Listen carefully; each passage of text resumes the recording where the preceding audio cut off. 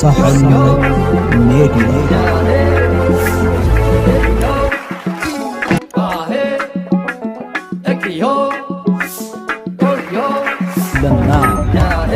حلو ميديا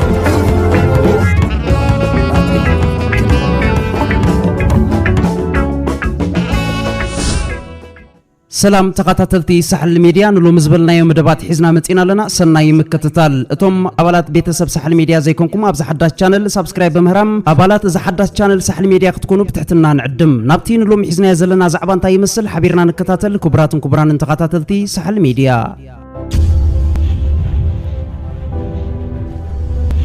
كابورجا حزبي ጨዋ ሰራዊት ይውለድ ሽመንዲ ዕቁባ ሚካኤል ነዛር እስተዚ ሂበ ጽሑፈይ ከቀርብን ከለኹ አብርዱን ብሩህን ነገር ምዝራብ ከይከውን ስክፍታ ሰማዕኒ እንተኾነ እዛ ጽሕፍት እዚኣ ቅድመ 2 ዓመት ዘዳለኹዋ ምዃና ንኽቡር አንባቢ ክገልጸሉ ደሊ ሽዑ ኩላትና ከም እንዝክሮ ማሕበራዊ መራኸቢታት ወያነ ኣብ ልዕሊ እታ ልኡላውነት ሃገሩን ምኽባር ጸረ መጥቃዕቲ ዝወሰደ ሰራዊት ኤርትራ ናይ ጸለመን ጠቕንን ዘመተ ንታሪኽን ክውንነትን ህዝቢ ኤርትራ ኣመልኪተን ድማ በራዝን ናይ ሰንዓ ዛንታታትን ኣጽዒቕናሉ ዝነበረ ዓመት እዩ በቲ ኩነታት እቲ ተደረ خيم بقر حدث كابتي سفحن عميقون كبرتات حزب إيرتران سراويتنا ندقيمة بملعال كتصحف زدفركو نتي نشتي ولدو كبحي مصحف التاريخ نخفتش بمحبر نتي كال ادما كم زخاخري تقمي كم بالي صحيفيو حزبن سراويتن إيرترا ورجان ጨዋን بستبهللو رزنتن تمرتن ناي كبرتات قالات كغلص انكلو سمعتاو اغانونو زيكونه اب تحتي تزرزيروم نزلو حدث كابت بزح مرآياتات مسرت بمغباريو قدمي نتوم مرآياتاتهم زرزارنا جن مأنتي نخلو قلتي كخون جوا كبهالن كله بخمي يترجم زرزاري يدلي جوا كم قال أبقى قاتقرنيا أن تكملن كلنا أتي بعل صبغ طباي سنسرعت زلوا بتكبروا أبرنيا زي كونه كونوا عبسب ورزي سلطان معبل ورجا بحجز النبابر يسمع زمجلت زي نقول كسبن حفاشن فلالي ترجم ذهبي كونن مل أخته أب كل حدا يو ترجم أرستنا إذا خاب كونن بقر بتي كلاتن بهرات إرترا زوننو سنايم بلوت بهالي مسرت نهزبي إرترا جوا مبال عبيونيو بهاوري زت أب كبري زي كونه تاريخ النبابر بز مسكرو جبتي اتهزبي كم هزبي أمر بملاش ويدما مدرب حرس تباهله دحيرو دما إرترا زبل سم زحز خبابي هلاوي إنه مرققات زمانات أبز وسرق ألسي زمع ولو فلي كبرتات اللوم نسنا سرعته عياينتو نايسرح بهالي تنبركا خنت زي فكرنا تحرى امنتو سلطان التحساسبا اقرب هالاي بهارياتو كابتن بزح ابايتا زمسكرو ملليتاتو حيدت يوم ابزا مسممصا اوروباو مغزاتي كم هاجر فلوط اهغراو دوبات زحزت ايرترانا زنبر حزبي قدمي ممصا مغزاتي نوح زمانات استغلغللو انبابران اسرار عن ام حدران صنيحويو بغزا فقاد نايتهم حفاش قوطلي زنبرلهم انبابرتي محدر سلطانات نايبات ጭቃታት ምስሌናታት ከንቲባታት ባህር ነገስታት ራእስታት ደግለላት በስተባህሉ ሽሙናታት ይማሐደር ነበረ በዚ መሰረት በዚህ ሐገዝ ፖሊስ ዳንነት ዝወሰኑ ውሳነታት ዝፈጸሙ ወስርዓት ዝተተኽለ ህዝቢዩ በተወሳኺ ንባህልን ድምድታትን ክብርታትን ሞራል ስነ ምግባር ዝሕሉ ናአጠቃቅማ መሬት ስነ ስርዓት መርዓን ፍትሕን ጋር ነብስን ወዘተ ዘሰክን ካብ ጥንቲ በገዛእ ርእሱ ዝነደፉ ሕጊ ዝወነነ ህዝቢዩ قدمي ممصا مغزاتي طليان ناب إيرترا كاب عنتبو تدبتيرن كاب زصنا حقتاتن دابا نابنت حقي لوغو ጨዋ حق ادكم ملغا حق ادغنا تغلبا حقي انغاغا عصم حرماز حق اندا فغراي سرعه سلسته وعرو صمارو تمزا سراي حق عفار برعلي مدعا يتقلل حقي لوغو ጨዋ بزمنها هاصي اسكندر اب 1492 بزمنها هاصي فاسيل كاب 1658 كساب 1900 كمون اب 1918 تحديثو اموداتان حقي اسلمنان كريستنان اطقاليلو بمهراتن لباماتن كهناتن مكونناتن شماغلتاتن ب 38 سبات تنديفو اب 1946 عمت يتاوجو حقي لوغو سارداون كابتوم زطنتو حق اندابايو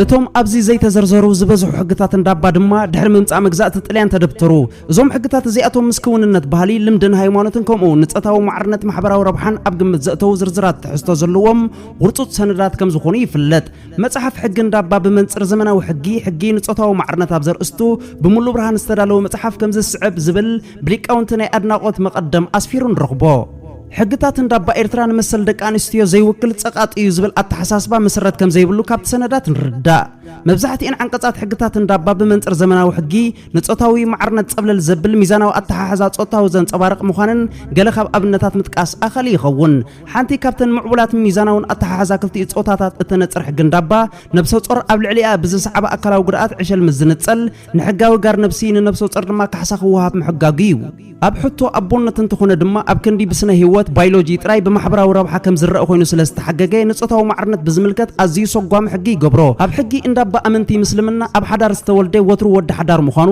ኣብ ዘይዶብትር ሕጊ ኩናማን ዶብትር ሕጊ ዓፋርን ከዓ ካብ ሓዳር ወጻኢ ዝተወልደ ቆልዓ ኣቦነቱ ክረጋገጽ ምዘይከኣል ብማሕበራዊ ረብሓ ኣብ ኩናማ ወዲ ኣኮታቱ ኣብ ዓፋር ድማ ወዲ ቀቢልኡ ኮይኑ ዝጎድሎ መሰል ኣይህልውን ካብዚ ዝዓቢ ምኽባር መሰል ዘሎ ኣይመስለኒ ንብል በዚ ምኽንያት ህዝቢ ኤርትራ ተኸባቢሩ ዝነብር ብግዛኣት ሕጊ ዝምራሕ ክሳብ ዝኾነ ወረጃን ጭዋን ተተባሃለ ከዓብዮ ይክእልን እዚ ልዕሊሉ ክግለጽ ጸንሐ ምርኣያ ስነ ስርዓትን ውርዝይነትን ህዝቢ ኤርትራ ኮይኑ ምርኣያ ዓያይነቱ ባህሊ ስራሕ ይኡኑን ሒደት ኣብነት ክንዝርዝር ንኽእል ኢና ኣብ ግዜ መግዛእቲ ጥልያን ኣብዛ ሃገር ዝተተኽለ ሕጊ ቅርጺ ብጉልበት ኤርትራውያን ወለድና ዝተሃንጸ ምዃኑ ክንርስዕ ይብልናን ኤውሮጳዊ ሓንጎል ኤርትራዊ ጉልበት እዚ ጽንጽዋይ ዘይኮነ ካብ ወደ ምጽዋዕ ክሳብ ቢሻ ዝዝርጋሕ 104 ቢንቶታትን ገለሬታትን ዝተሃንጸሉ ሓዲድ መንገዲ ባቡር ህያውን ግዙእን ሓወልቲ ምስክሩ ኣለና ኣብ ኤርትራ ዘሎ መስመራት ጽርግያ ጥራይ ዘይኮነ ዶብ ሰጊሩ ክሳብ ጎንደር ዝርከብ ቢንቶታት ብጉልበት ኤርትራውያን ዝተሃንጸ ምዃኑ ክንዝንጉዕ ይብልናን እዘን ሕጂ ንኹርዓለን ዘለና ውቅባት ከተማታትና ፍረራሃጽ ወለድና የን እቲ ኣብ ልምዓት ሃገር ተዋፊሩ ዲጋታት ጽርግያታትን ዝሃንጽ ዘሎ ዋርሳይውን እንተኾነ ካብ ወለዱ ዝወረሶ ባህል ዓያይነት ዳእምበር ድቦላ ዝተኸስተ ባህሪ ይኮነን በዚ መሰረት ህዝብና ካብ ትጽቢት ተመጽዋዕትነትን ትካቦን ኣዝዩ ዝረሓቐ ኣዝዩ ጻዕራም ኣተሓሳስባ ይውንን ንምርኣያ ዘይተንበርካኽነት ህዝቢ ኤርትራ ዝምልከት ኣብነት ምቕራብ ግን ኣድላይ ኮይኑ ኣይስማዕንን ምኽንያቱ እቲ ክሳብ ሕጂ ዝካየድ ዘሎ ልኡላውነት ሃገር ናይ ምውሓስ መኸተ ባዕሉ ገላጽ ስለ ዝኾነ ኣብዛ ሃገር ብሰራዊት መግዛእቲ በበይኑ ዓይነታት ዓመፅ ተፈጺሙ እዩ እንግሊዛውያን ነቲ ናይ ሕጂ ኤርትራ ግዛኣቶም ኣውጆም ኣስተሪሖም ዝቕመጡ ካብ ዝጅምሩ ንድሓር ነቲ ህዝቢ ብግህዶ ክምዝምዝዎ ጸጋታቶም እንዝዕዎ ጀሚሮም ማዕረኡ ድማ ሓርበኛታት ኣቦታትና ሽዑ መንእስያት ኤርትራ ናይ ተቃውሞ ምንቅስቃስ ኣርኣዩ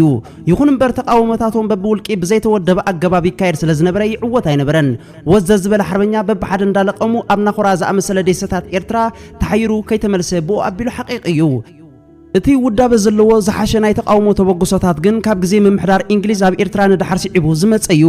ታሪክ ከም ዝምስክሮ ሓርበኛታት ኤርትራ ጅግንነቶም ኣብ ዓውደ ውግእ ወይውን ብጎነፃው ጥራይ ዝትግበር ኣይነበረን ንኣብነት እኳ እንግሊዝ ንጥልያን ተኪዮ ኣብ ኤርትራ ምምሕዳሩ ክተክል ክጅምር ክብል እንከሎ ህዝቢ ኤርትራ ደንበርበር ኣይበለን እቶም ፖለቲከኛታት ቅጽበት ማሕበራቶምን ሰልፍታቶምን መስሪቶምን ወዲቦምን ህዝቢ ንመሰሉን ገዛእ ነብሱን ክጣበቕ ዓመፅ ክከላኸልን ተንቀሳቒሶም እዮም እዚ ክኸውን ዝኽኣለ ግን ምምሕዳር እንግሊዝ እውን ብኽፉት ጭራ ዲሞክራሲ ንእሽተይ ኣተባቢዒ እዩ እንተ ብቕንዕና እንተ ብተንኮል ንዜጋታት ደቀባት ስምዒታቶምን ድሌታቶምን ዝገልጽሉ መድረኽ ክህሉ ፈቒዱ ሓርበኛታት ኤርትራ ድማ ነዚ ዕድል እዚ ተጠቂሞም ነቲ ኣብ ኣርባዓታት ዝነቐለ ንመቕለ ኤርትራ ዝዓለመ ሓደገኛ ፖሊሲ ብሪጣንያ በተተባዕ ሃይማኖት ዘይፈልይ ሕቡር ተቃውሞኦም ክፈሽል ከኣለ እቲ ዘነየት ዓወት ከዓ ሓደ ካብቲ ነቲ ህዝቢ ወረጃን ጭዋን ዘብሎ ምርኣያ ስልጡን ተግባራት እዩ ካብ ሓሊፉ ናጽነቱ ክቕበል ብተስፋ ተቃሊሱ እንተኾነ ርእሰ ሓያላን ዓለምና ረብሓታቶም ምቕዳም እምበር ድሌት ኣህዛብ ምድማጽ ኣጀንድኦም ኣይነበረን ክንዲ ዝኾነ ድማ እቲ ሃረርታ ናጽነት ዝነብሮ ህዝብና ተጎሲዩ ኤርትራ ብዘይ ድሌታ ምስታ ብንጉሳዊ ስርዓት እትመሓደር ዝነበረት መስፍናዊት ኢትዮጵያ ብፌደሬሽን ተቆርነት ውዕል ፌደሬሽን 99 ዓንቀጻት ብዝሓዘ ቅዋም ኪዳን ተኣትወ ኤርትራ 68 ዘኣባላቱ ባይቶ ኣቆመት ወግዓውያን ቋንቋታት መንግስቲ ኤርትራ ትግርኛን ዓረብን ክኾና ተወሰነ ብ15 መስከረም 1952 ባንዴራ ምምሕዳር እንግሊዝ ኣብ ኤርትራ ወሪዳ ብባንዴራ ኢትዮጵያን ኤርትራን ተተክአት እዚ ምዕባለ እዚ ንህዝብና ካብቲ ኤርትራ ንምምቃል ዝዓለመ ሓደገኛ ኣጀንዳ ናይ 1949 ስምምዕ በቬንን ስፎርዛን በተዛማዲ ዝሓሸ ኮይኑ ተረኣየ እቲ ንኤርትራ ጨራሪሙ ዝሕቅቕ ሓሳብ ነቲ ህዝቢ ከቢድ ስጋኣት ሓዲሩሉ ስለ ዝጸንሐ እቲ ዳሕረዋይ ውሳነ ካብ ናይ ጥፍኣት ሓደጋ በተዛማዲ ፍኹስ ዝበለ መሰለ እታ ሰማያዊት ባንዴራ ጽባሕ እና ክትስቀልን ከተንበልብልን ክርኢ ምጀመረ ከዓ ተስፋ ገበረ ቤት ጽሕፈት መንግስቲ ኤርትራ ህዝቡ ንኸገልግል ማዕፁ ከፊቱ ምርኣይ ጥራይ ኣብ ታሪኹ ዓብን ሓድሽን ምዕራፍ መሰለ ይቕጽል ክቡራን ተኸታተልቲ ሰሓል ሚድያ እዚ መደብ ኣዝዩ ኣገዳሲ ስለ ዝኾነ ናብ ኩሉ ሰብ ክባጻሕ ታሪክ ክንፈልጥ ስለ ዘለና ንስተጻሕፈን ንስተነበን ታሪኻት ከዓ ብጽሞና ተኸታተልና እቲ ብዛዕባ ሃገርና ክንፈልጦ ዝግባአና ፖለቲካዊ ይኹን ማሕበራዊ ኩሉ ክንፈልጦ ግዴታ እዩ ምክንያቱ ኣነ ኤርትራዊ ክሳብ ዝኾንኩ ብዛዕባ ሃገረይ ክፈልጥ ግዴታ ኣለኒ እቲ ምንታይ ብዛዕባ ሃገረይ ኣፍ ልበይ ነፊሐ ዝዕለሉ ታሪኻት ይኹኑ ጅግንነታት ኣብ ዓለም ከላልዮም ምስ ዓለም ከፋልጦ ስለ ዘለኒ እምበኣር ክቡራን ተኸታተልቲ ሳሕል ሚድያ ክሳብ ብኻልእ ቪድዮ ንመለሰኩም ጠጥዕሙ ሰሰናይ ጠጥዕሙ ደቅሪመይ ንዕሱባት ውድቀትና ሃገራዊ ክብረት ዘለኣለማዊ ዝኽርን ሰማዕታትና ወትሩ ዓወትና ሓፋሽ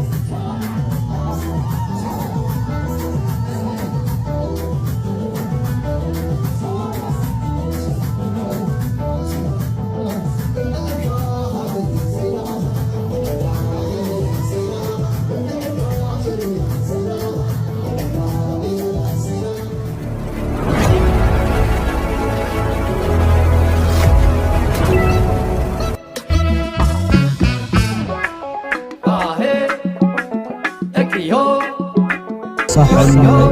ميديا